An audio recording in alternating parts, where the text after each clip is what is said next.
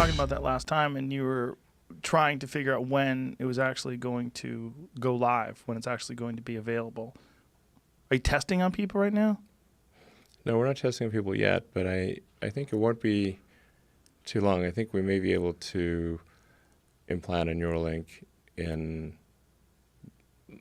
less than a year in a person, I think.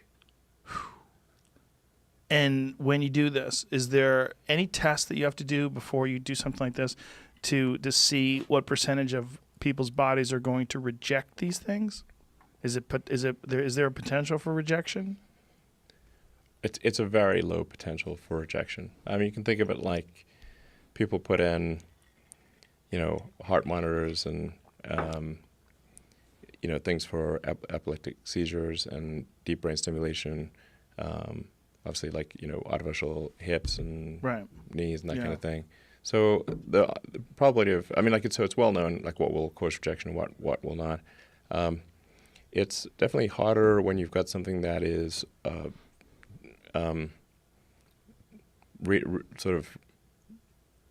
reading and writing neurons. That's generating a current pulse and reading current pulses. That's a little harder than say a passive device, but it's still very doable. And there are people who have primitive devices in their brains right now. What kind of devices? Well, like deep brain stimulation is, I think for Parkinson's has really changed people's lives in a big way, which is kind of remarkable because it kind of like zaps your brain. It's like kicking the TV type of thing. And you think like, man, kicking the TV shouldn't work. It does sometimes. Yeah. The old TVs. It did. My grandpa used to slap the top. For sure. Yeah. It would work sometimes. Yeah. So this deep brain stimulation, implanted devices in the brain that have changed people's lives for the better, like fundamentally. Well, let's talk about what you can talk about to what Neuralink is, because the last time you were here, we really couldn't discuss it. And then there was a press release or something that sort of outlined. Yeah, sure. That had happened quite a bit after the last time you were here. So what exactly is it? How do you do what happens if someone ultimately does get a Neuralink installed? What will take place? Well, for version 1 of the device, it would be it basically implanted in your skull. So, but it would be flush with your skull. So you basically take out a chunk of skull, put the Neuralink device in there. You'd put the electrode. You'd insert the electrode threads very carefully into the brain, and then you stitch it up, and you wouldn't even know that somebody has it. So then it can interface basically anywhere in your brain. So it could be something that helps cure, say, eyesight, like returns your eyesight, even if you've like lost your optic nerve type of thing. Really? Yeah, absolutely. Hearing, obviously.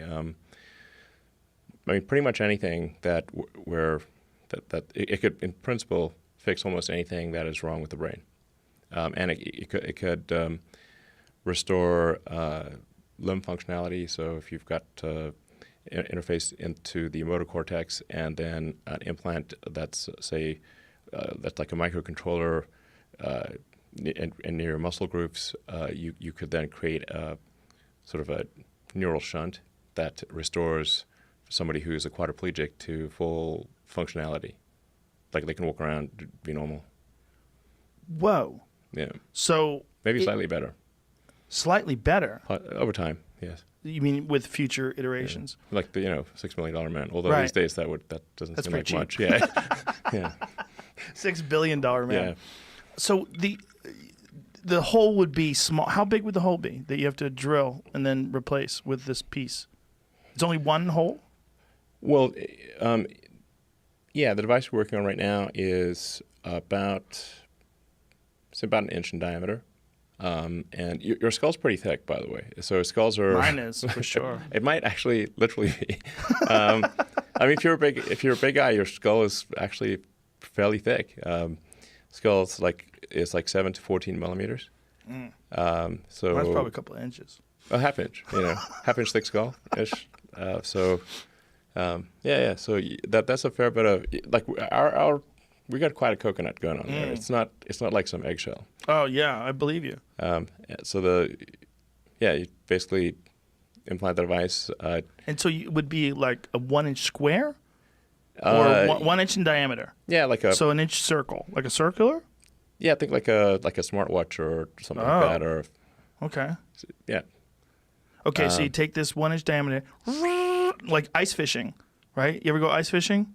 No, but I'd like to. It's great. Yeah. It's really fun. Yeah. So you basically take an auger and you drill through the surface of the ice. Yeah. And you create a small hole, and Yep. you can dunk your line in there. So this is like that. You're ice fishing on the top of your skull, and then you cork it. Yeah, and you replace that, say, 1 inch diameter piece of skull with this Neuralink device, and that has a battery and a Bluetooth and a inductive charger, and then you also got to insert the electrodes. So the electrodes are very carefully inserted with our robot that we developed. It's very carefully putting in the electrodes and avoiding any veins or arteries.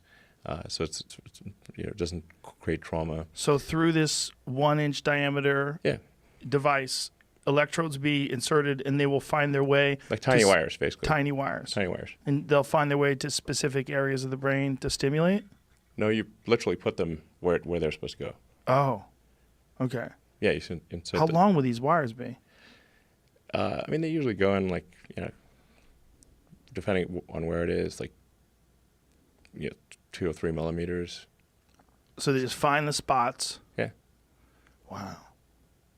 And then then you put the device in, and that gets that replaces the little piece of skull that was taken out, and then you stitch up the hole, and you just have a little scar, and that's it. Will this be replaceable or reversible? Yes. Like if someone can't take it anymore? Yeah, I'm too smart. I can't take it.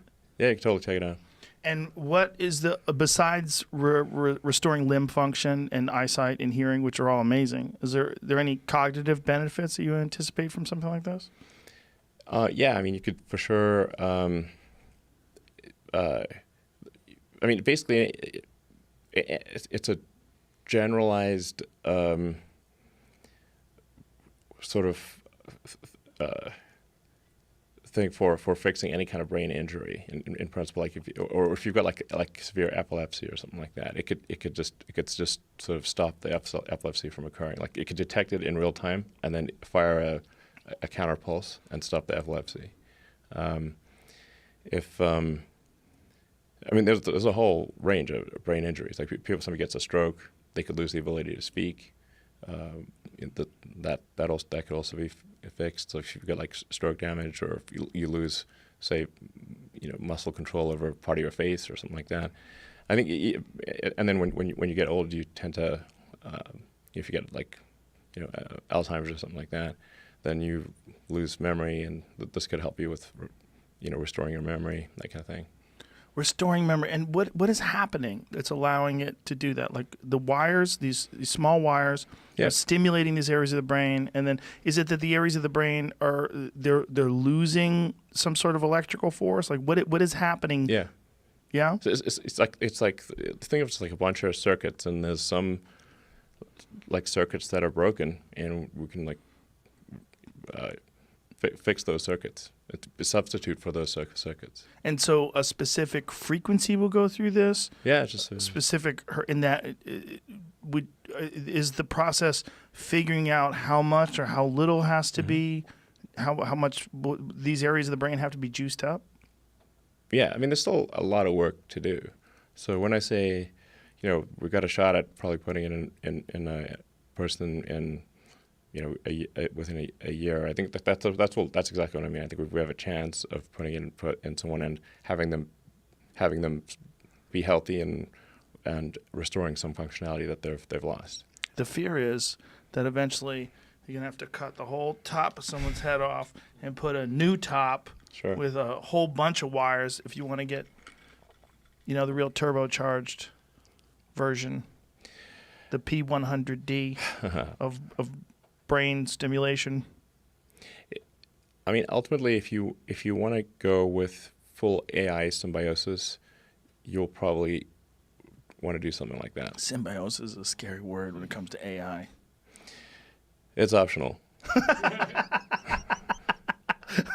I would hope so. Yeah. It's just, I mean, once you enjoy the Dr. Manhattan lifestyle, once you become a god, seems very, very unlikely you're going to want to go back to being stupid again. I mean, you literally could fundamentally change the way human beings interface with each other. Yes. Yes. You wouldn't need to talk. I'm so scared of that, but so excited about it at the same time. Is that weird? Yeah, I mean, I think this is one of the paths to, like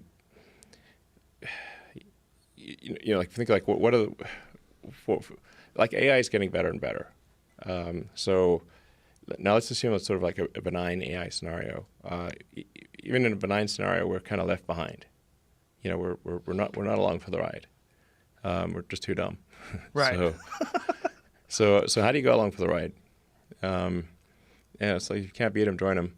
So, and we're already a cyborg to some degree, right? Because you've got your phone, you've got your laptop, glasses. You got your Sure. electronic devices. Yeah. I mean, today, if your phone, if you don't bring your phone along, it's like you have missing limb syndrome. It's like feels like something's really missing. So we're already partly partly a cyborg or an AI symbiote, essentially. It's just that the data rate to the electronics is slow. So especially output, like you're just going with your thumbs. I mean, like, what's your data rate? Maybe optimistically 100 bits per second. That's being generous. And now the computer can communicate at like 100 terabits. So certainly gigabits are trivial at this point.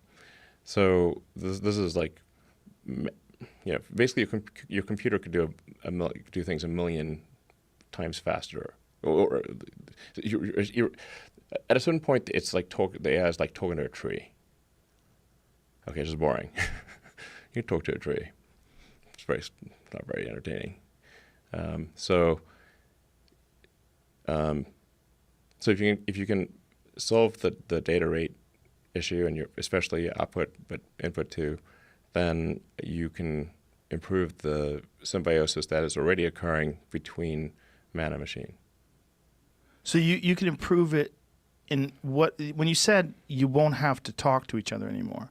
We used to joke around about that. I've joked around about that a million times on this podcast, that one day in the future there's going to come a time where you can read each other's minds. Yeah. And well, you'll be able to interface with each other in some sort of a non-verbal, non-physical way where you will transfer data back and forth to each other without having to actually use your mouth and make noises. Exactly. So what happens when let's say you've got some complex idea that you're trying to convey to somebody else, and how do you do that?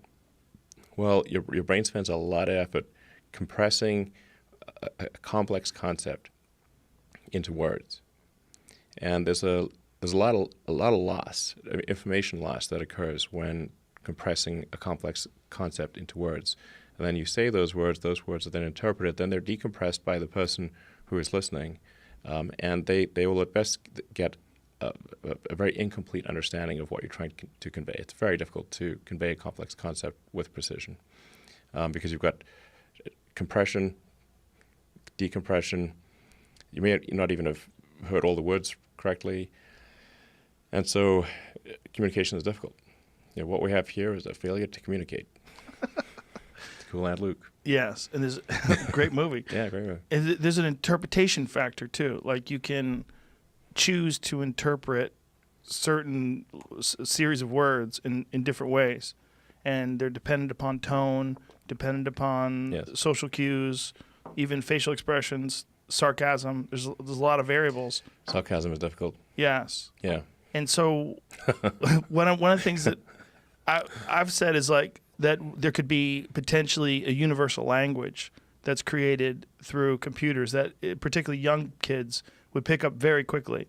Like my kids do TikTok and all this jazz, and I don't know what they're doing. They just know how to do it, and they know how to do it really quickly. Like they learn really quickly, and they show me how to edit things. And it's if you taught a child from first grade on how to use some new universal language, I mean, essentially like a Rosetta Stone, and something that's done that interprets your thoughts, and you can convey your thoughts with no room for interpretation, with clear. Very clear, where you know what a person's saying and you can tell them what you're saying, and there's no need for noises, no need for mouth noises, no need for these sort of accepted ways that we've sort of evolved to make sounds that we all agree. We through our cultural dictionary and we agree or certain. We could bypass all that. Yeah, I mean, you can still do it for fun, sentimental reasons, right? Like campfires. Yeah, exactly. You don't need campfires. You don't need to roast marshmallows, but it's kind of fun. Right. I think you would, in principle, you would be able to communicate very quickly and with far more precision ideas. And language would, I'm not sure what would happen to language. But you could probably, in a situation like this, that you would be able to just, it would be kind of like the Matrix. You want to speak a different language, no problem. Right. We'll just download the program. Whew. Right. So at least for the first few iterations, we'll just be able to use, like, I know that Google has some of their Pixel buds have the ability to interpret languages in real time. Like, sure. Yeah, you can hear it, and it'll play things back to you in whatever language you choose. So it'd be something along those lines. Yeah. For the first few iterations. Well, the first few iterations are, I mean, what I'm talking about is like in the limit over time, with a lot of development. The first few iterations, really in the first few versions, all we're going to be trying to do is solve brain injuries. So it's like, don't worry that it's not going to sneak up on you. This will take a while. How many years before you don't have to talk? If the development continues to accelerate, then maybe like 5 years, 5 to 10 years. That's quick. That's really quick. That's the best case scenario. No talking anymore in 5 years. Best case scenario. But 10 years more like it. I've always speculated that aliens could potentially be us in the future, because if you look at like the size of their heads and the fact that they have very little muscle and they don't use their mouth anymore, they have this tiny little. I mean, the archetypal alien that you see in like Close Encounters of the Third Kind, they're like if you went from like Australopithecus or ancient hominid to us, what's the difference? Less hair, less muscle, bigger head, and then you just keep going. 1,000, 1,000,000, whatever year, or 5 years, whatever happens when Neuralink goes online, and then we slowly start to adapt to this new way of being, where we don't use our muscles anymore. We have this gigantic head. We can talk without words. You could also save state. And save state? Save state, like save your brain state, like a saved game in a video game. Whoa. like if you want to swap from Windows 95 to probably a little better than that, but yeah. I think we are Windows 95 right now. From a future perspective, probably. But yeah, I mean, you could save state and restore that state into a biological being if you wanted to in the future. In principle, there's like nothing like from a physics standpoint that prevents this. Now you'd be a little different, but then you're also a little different when you wake up in the morning from yesterday, and you're a little different. In fact, if you say like you 5 years ago versus you today, is quite a big difference. Yes. So you'd be substantially you. I mean, you'd certainly think you're you. But the idea of saving yourself and then transforming that into some sort of a biological state. Like you could hang out with 30-year-old you? I mean, the possibilities are endless. That's so weird. I mean, just think like how your phone you can record videos on your phone. Like, there's no way you could remember a video Right. as accurately as your phone or a camera, could. So, now if you've got like some version 10 Neuralink, whatever, far in the future, you could recall everything, just like it's a movie, Crystal clear. Including the entire sensory experience, Emotions. Everything. everything. Everything. Everything.